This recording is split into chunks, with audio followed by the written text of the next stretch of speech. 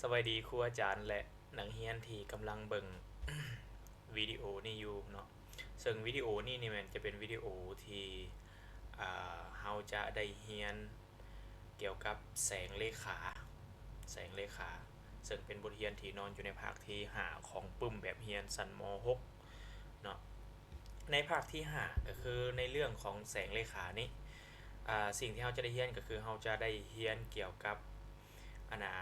ธรรมศาสตร์ของแสง และการเบิ่งเห็นของคนเฮาเนาะซึ่งในภาคนี้ก็คือในเรื่องนี้มีหลายอย่างที่น่าสนใจเกี่ยวกับแสงเนาะอ่าอย่างที่หนึ่งคือคือจังสิปรากฏการณ์อันนี้ไอ้ปรากฏการณ์อันนี้นี่มันเป็นปรากฏการณ์ที่เฮ้ยเฮาวางสอลงไปใน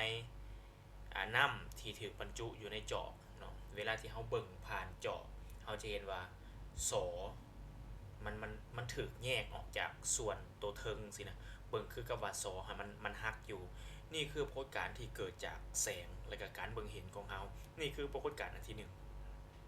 เฮาอาจจะเคยเห็นแต่ว่าเฮาอาจจะยังบ่ได้ตั้งคำถามว่าเฮ้ยมันเป็นหยังคือเป็นจังซี่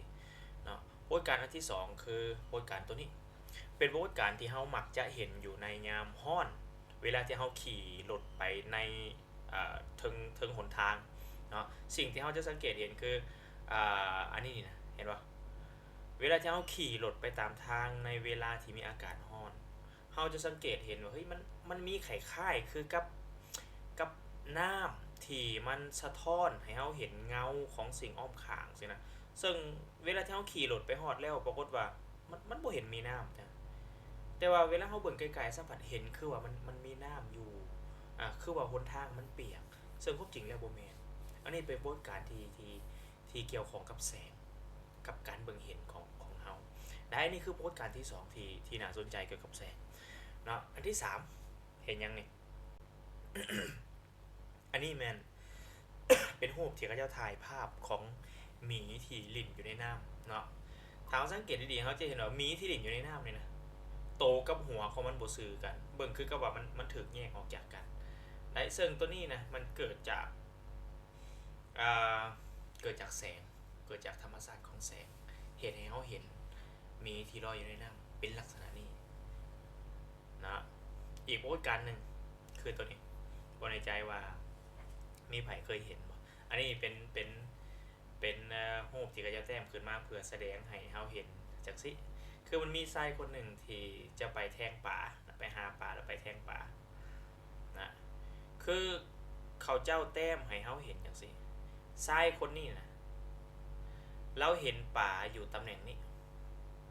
แต่ความจริงแล้วตำแหน่งแท้ๆของป่าแม่นตำแหน่งนี้ได้ตัวจริงมันเป็นอย่างสั้นแท้ๆได้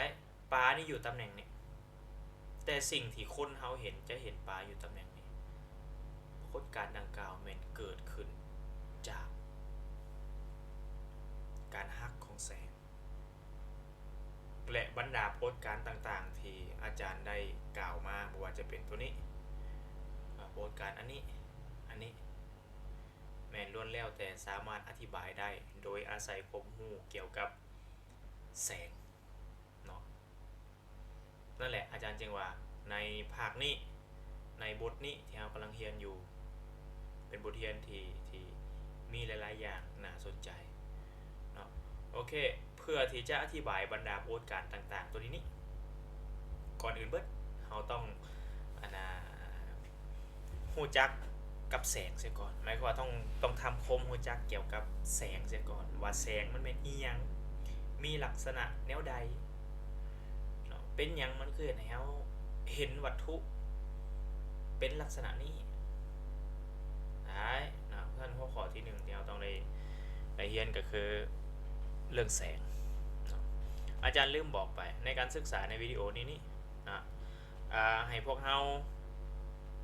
ฟังอาจารย์ไปนำเนาะฟังรายการตัวใดที่มันเป็นเนื้อในแม่นให้จดโดยการหยุดวิดีโอก่อนแล้วก็จดเนาะหลังจากแล้วสืบต่อตั้งใจฟังต่อ เนาะฟังไปมีเนื้อในหยุดวิดีโอจดเนาะให้เป็นตอนไปวิดีโอนี้ตั้งใจเฮ็ดขึ้นมาสำหรับพวกหลานนั้นนะโอเคเข้าไปเบิ่งข้อที่1เกี่ยวกับแสงซะก่อนว่าแสงมันอีหยังเนาะในนี่ที่อาจารย์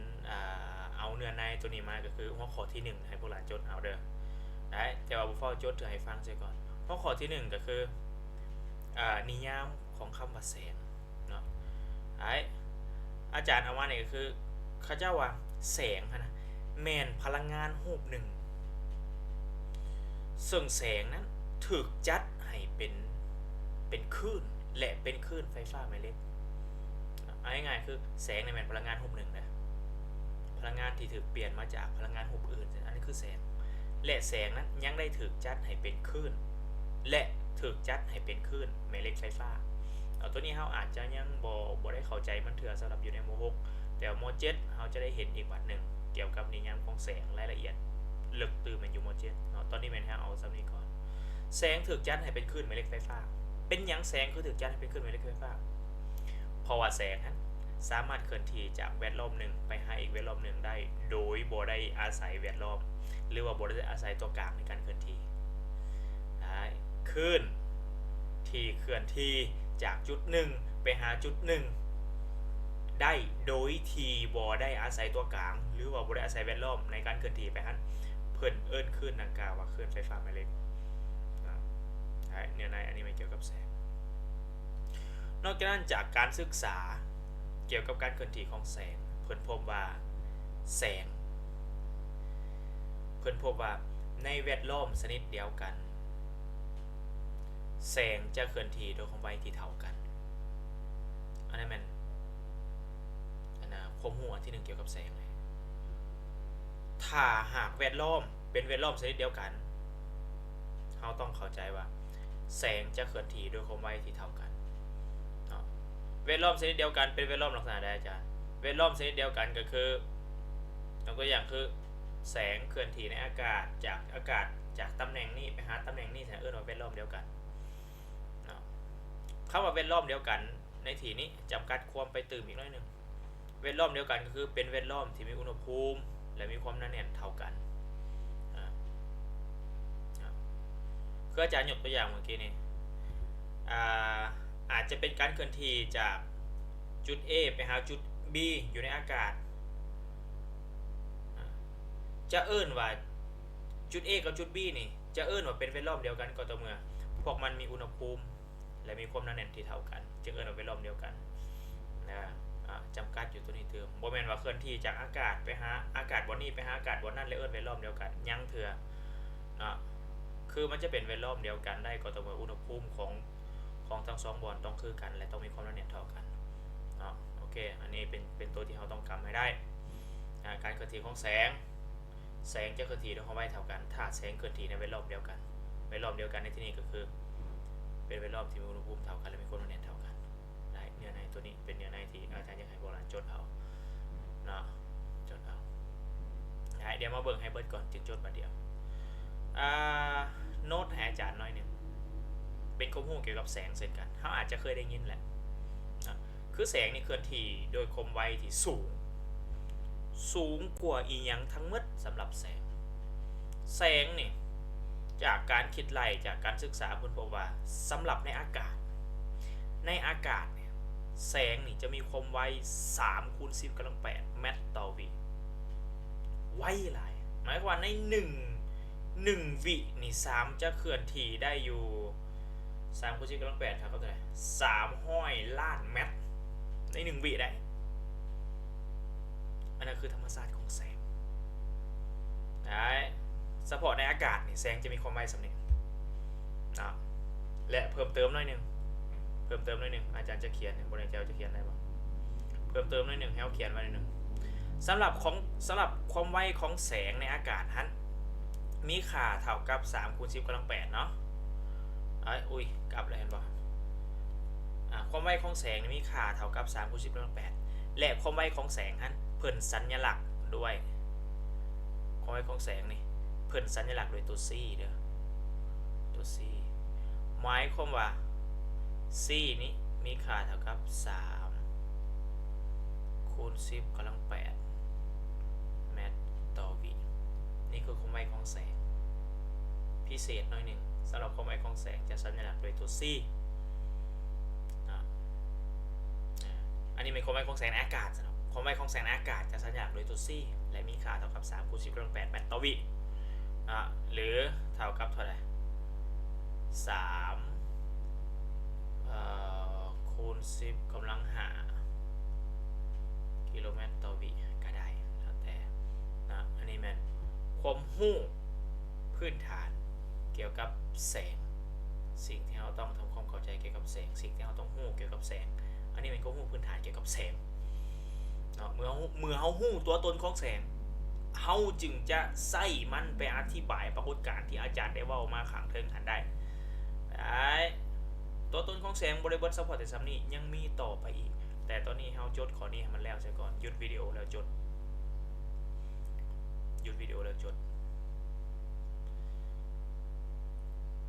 โอเคหลังจากที่พวกเราจดแล้วให้ไปเบิ่งต่อตัวต่อไปเลยแม่นจะเว้าถึงลักษณะของแสงลักษณะคำว่าลักษณะหมายถึงอันเฉพาะของแสงตัวตนของแสงได้ข้อต่อไปข้อที่2คุณลักษณะของแสง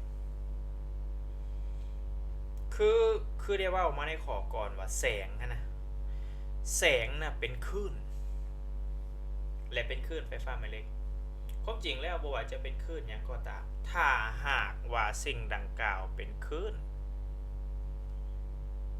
จะมีคุณลักษณะอยู่4อย่างเมื่อแสงเป็นคลื่นแสงจะมีคุณลักษณะ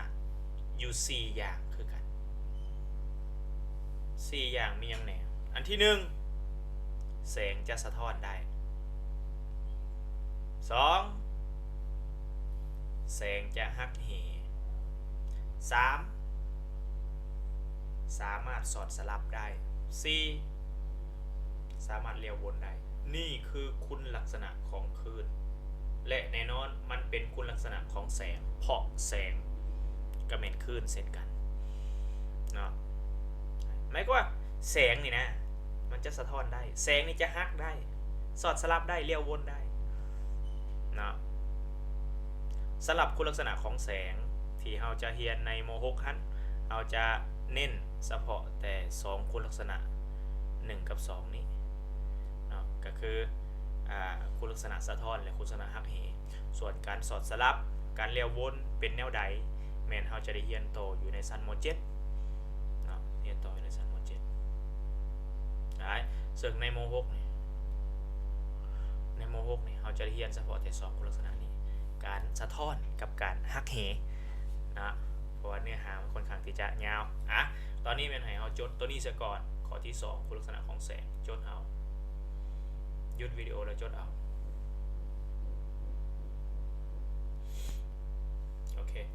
ถ้าหากว่าจดแล้วเราไปเบิ่งคุณลักษณะของแสงอันที่1ก็คือการสะท้อนแม่นหยังเอิ้นว่าการสะท้อนแบบใดเอิ้นว่าการสะท้อนเนาะไปเบิ่งคุณลักษณะที่1คุณลักษณะที่1ก็คือการสะท้อนของแสงอาจารย์ใส่หัวข้อ 2.1 เนาะการสะท้อนของแสงนี่เฮาเบิ่งเอานิยามมันก่อนการสะท้อนให้เฮาเข้าใจคำว่าการสะท้อนซะก่อนการสะท้อนนี่นะหมายถึงการที่แสงเคลื่อนที่กลับคืนมาบริเวณเดิมเอิ้นว่าการสะท้อนหมายก็ว่าแสงเคลื่อนที่ไปต่ำใส่กับอีหยังบางอย่างแล้วกลับคืนมาบริเวณเดิมของมันอันนั้นเอิ้นว่าการสะท้อนเนาะ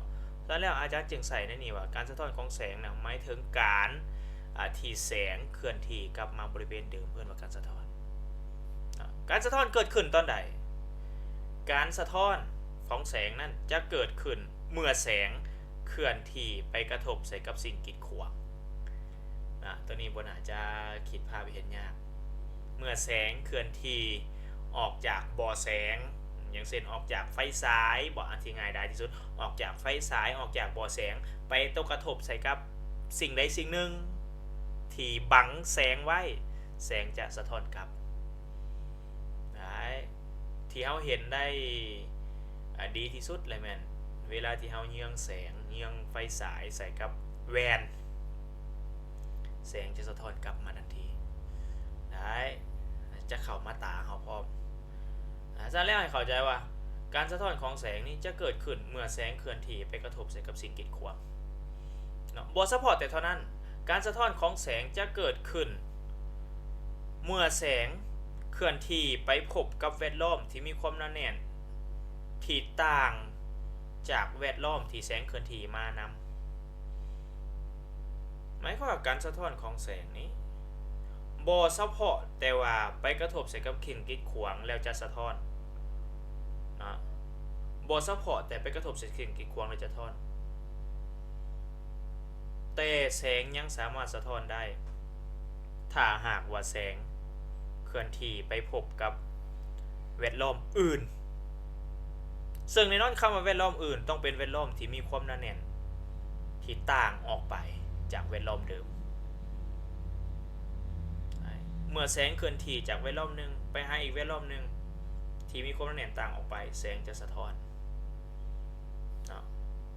แสงจะสะท้อนแล้วเจ้าหน่อยจึงเขียนเอาแบบได้อาจารย์สังเกตเบิ่งรูปนี่ที่อาจารย์เกี่ยมมาไว้นะให้เฮาเบิ่งว่าสีดำนี่เป็นแวดล้อมหนึ่งที่แสงเคลื่อนที่มาส่วนสีสีอย่างนี้สีฟ้าบ่เป็นอีกแวดล้อมหนึ่งเนาะเมื่อแสงเคลื่อนที่มาในแวดล้อมนี้เมื่อมาต่ำใส่กับแวดล้อมที่เป็นสีฟ้าก็คือเป็นแวดล้อมใหม่แสงจะเคลื่อนที่กลับทันทีและลักษณะการเคลื่อนที่กลับจะกลับแบบนี้เบิ่งนี่อันนี้เป็นแสงเคลื่อนที่มาให้ถือว่าอันนี้เป็นบ่อแสงซะอาจารย์จะแต้มเป็นไฟฉายอาจารย์จะแต้มเป็นไฟฉายที่สายแสงมาเหมือนเป็นตกกระทบใส่กับแวดล้อมที่ต่างออกไปมันจะสะท้อนกลับนะและลักษณะการสะท้อนกลับคือจะสะท้อนแบบนี้เห็นบ่ว่าโต๊ะที่สะท้อนกลับนี้จะกลับมาในแวดล้อมเดิมก็คือเป็นจะกลับมาอยู่ในแวดล้อมสีดำนะโอเคนั่นคือลักษณะการสะท้อนของแสงเมื่อแสงเคลื่อนที่ไปตกกระทบใส่กับ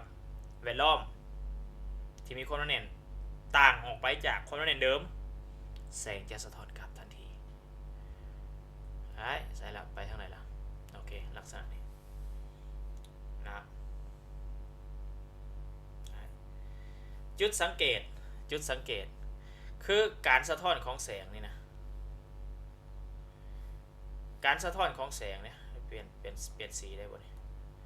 เปลี่ยนสีได้อยู่สีเหลืองซะมักสีเหลืองนี่โอเคคือการสะท้อนของแสงนั่นไปอีกแล้วการสะท้อนของแสงเกิดขึ้นอยู่จุดที่เป็นห้อยต่อระหว่างสองแวดล้อมเห็นปะนี่คือจุดที่เกิดการสะท้อนของแสง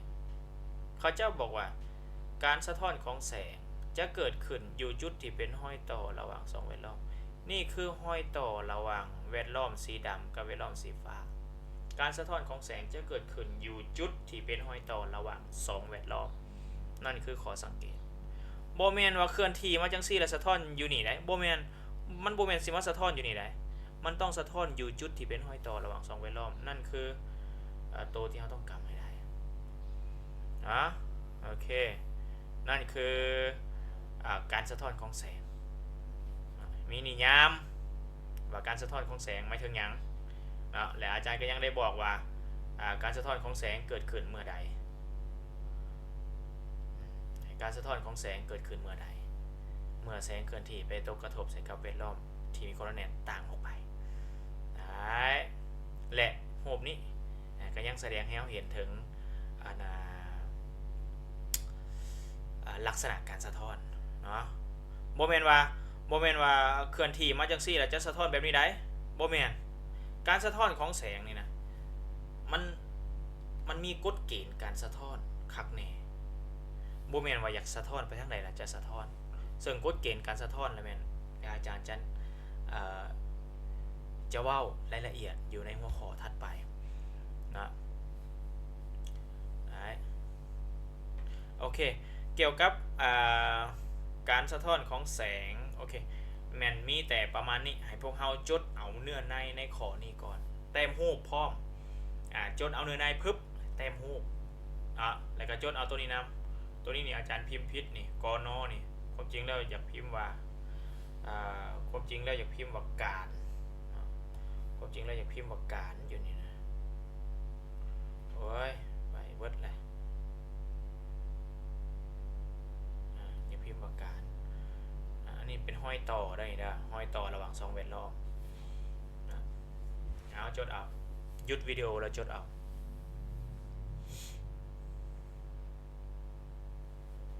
โอเคหลังจากที่จดแล้วไปเบิ่งต่อหัวข้อต่อไปก็คือกฎเกณฑ์การสะท้อนของแสงกฎเกณฑ์การสะท้อนของแสงอันนี้แหละเป็นสิ่งที่สำคัญที่สุดที่จะเป็นเครื่องมือที่จะเป็นความรู้ช่วยเฮาในการอธิบายปรากฏการณ์ที่อาจารย์ได้ให้เบิ่งอยู่ในรูป 3-4 รูปและหลายๆปรากฏการณ์อีกที่เกี่ยวข้องกับแสงเขาจะได้เรียนลึกเขาจะได้เรียนหลายอย่างยังหลายอย่างอยู่ที่เกี่ยวข้องกับแสงอันนี้แม่นกฎเกณฑ์พื้นฐานที่สุดเกี่ยวกับแสงก็คือเป็นกฎเกณฑ์การสะท้อนของแสงกฎเกณฑ์การสะท้อนของแสงมีอย่างแน่มีอยู่2กฎเกณฑ์นี่คือกฎเกณฑ์การสะท้อนของแสงได้อาจารย์ขอเปลี่ยนโปรแกรมหน่อยนึงเพื่อสะดวกในการเขียน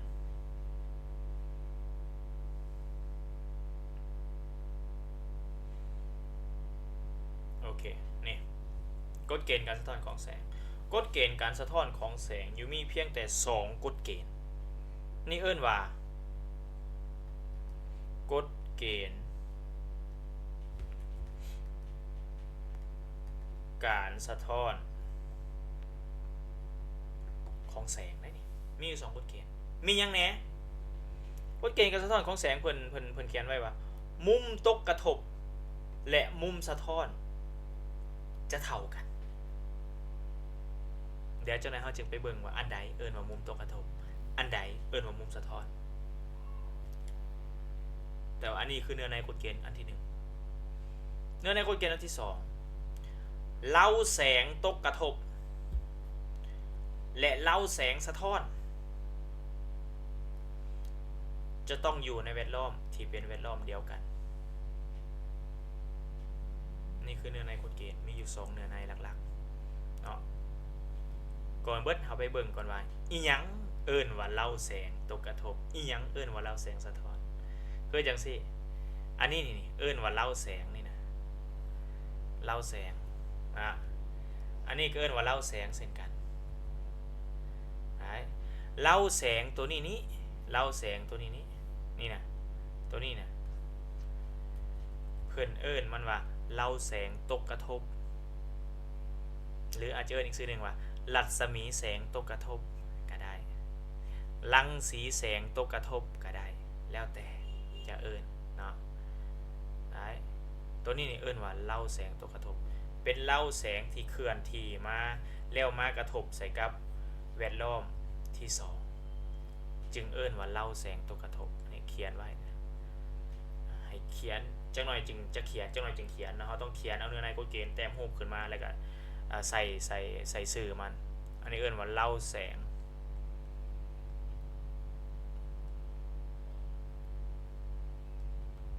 เล่าแสงตกกระทบส่วนตัวนี้เมื่อมันมาตกกระทบปุ๊บ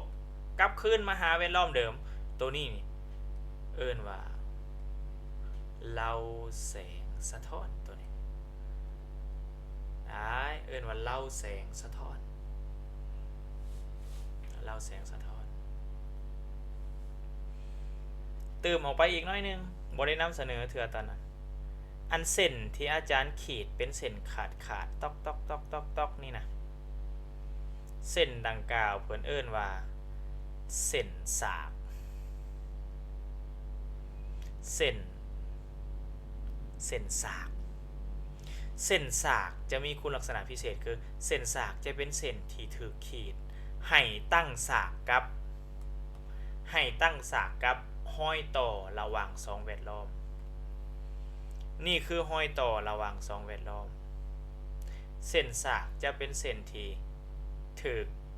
ขีดให้ตั้งสากกับห้อยต่อระหว่าง2แวดล้อมเส้นสากถือเป็นเส้นที่สำคัญอันหนึ่ง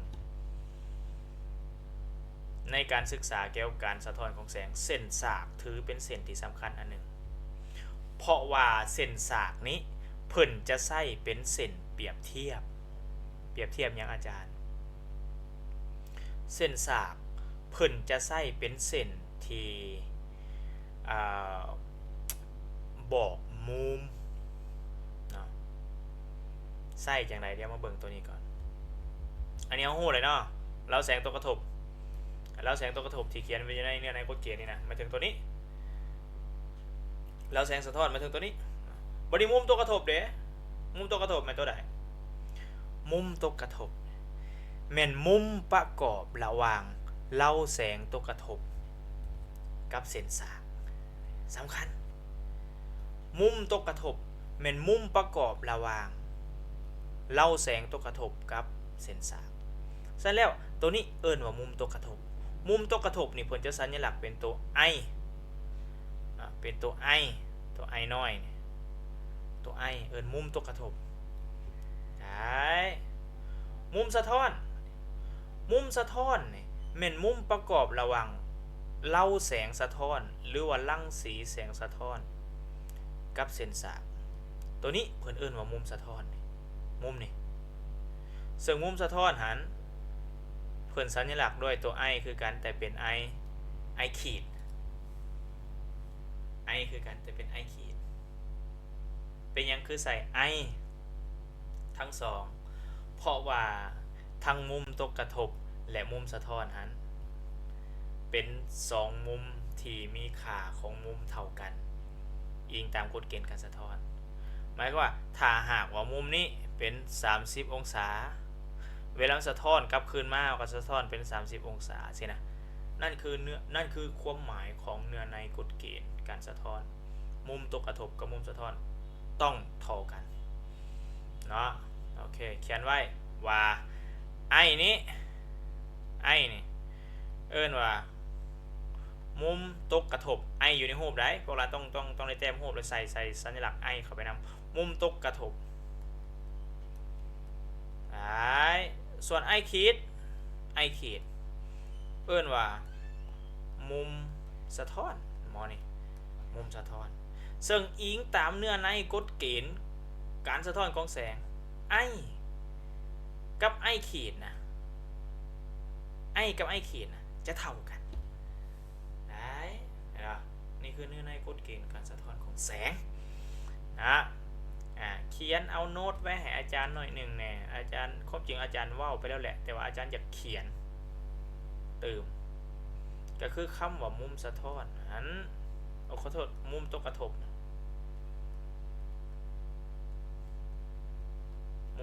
สำคัญนะนี่มุมตกกระทบอาจารย์ได้ว่าวไปแล้วว่ามุมตกกระทบนะแมนมุมประกอบระหว่างเล่าแสงตกกระทบ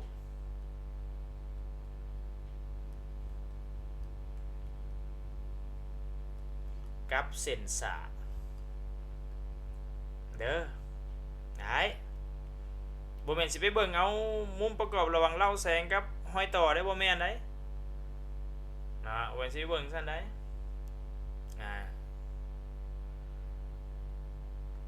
เขียนไว้ตื้อมุมสะท้อน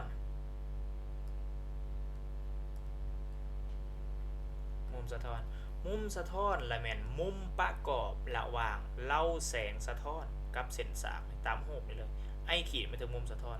ไอขีดนี่เป็นมุมประกอบระหว่างเล่าแสงสะท้อนนี้กับเส้นสากเด้อได้เขียนไว้แม่นมุมประกอบระหว่างเล่าแสง สะท้อน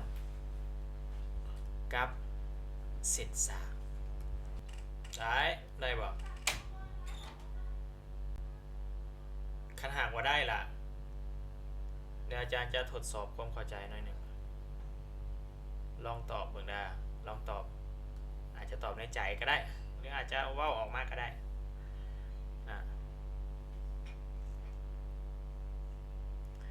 ถ้าหากอาจารย์ให้มุมประกอบระหว่างเล่าแสงสะท้อนกับห้อยต่อเป็น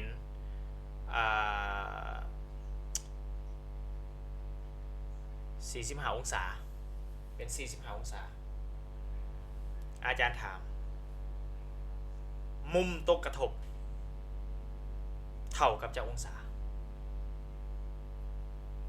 มุมตกกระทบเท่ากับจะองศาลองหยุดวิดีโอแล้วสนทนากันตอบลองเบิ่งกันได้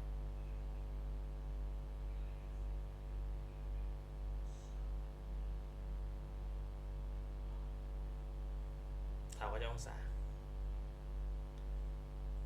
ตอบถูกว่า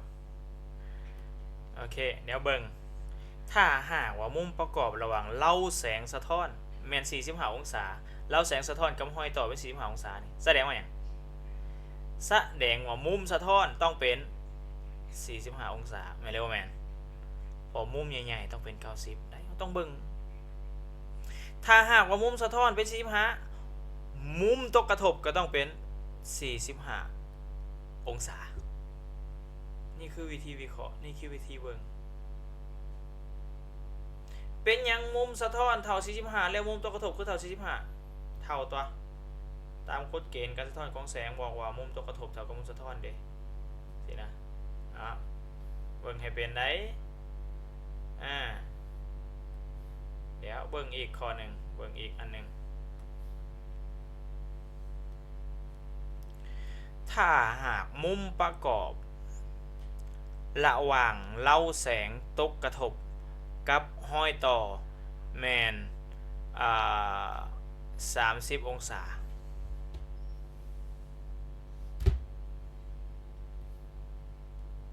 มุมตกกระทบเท่ากับเจ้าองศาความจริงอันนี้บ่ยากต้องตอบมุมตกกระทบเท่ากับเจ้าองศามุมตกกระทบต้องเป็น60 องศา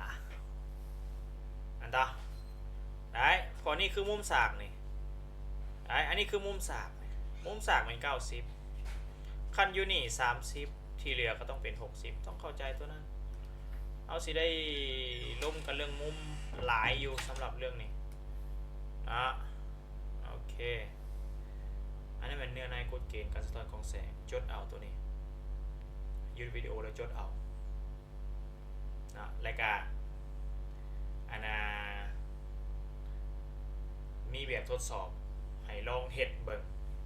มีแบบทดสอบให้ลองเฮ็ดเบิ่ง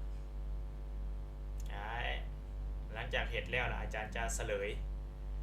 หลังจากเฮ็ดแล้วอาจารย์จะเฉลยโอเคจดเอาให้แล้วตัวนี้